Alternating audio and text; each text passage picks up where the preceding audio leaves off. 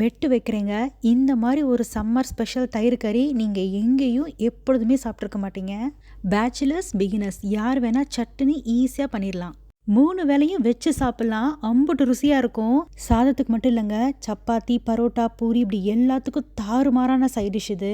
இதை செஞ்சு சாப்பிட்டு பார்த்துட்டு எல்லாரும் என்னை டிஎம்ல பாராட்டுவீங்க. இதுக்கு நான் பெட்டு வைக்கிறேன். வாங்க எப்படி செய்யறதுன்னு பார்ப்போம்.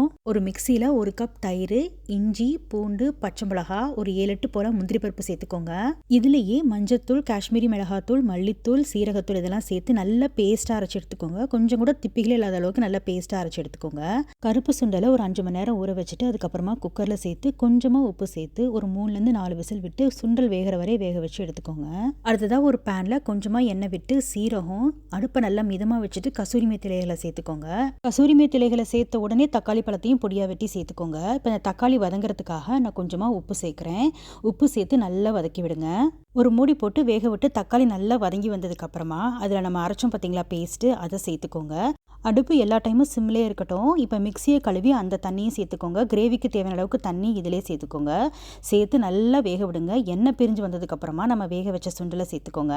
எல்லாம் நல்லா ஒரு சேர கலந்து விட்டு இன்னும் கொஞ்சம் நேரம் வேக விடுங்க. கிரேவி நல்லா திக்காய் வந்ததுக்கப்புறமா இறக்கிற வேண்டியதுதான். இப்போ அதை அப்படியே வேற ஒரு பவுலுக்கு மாற்றி வச்சிருங்க.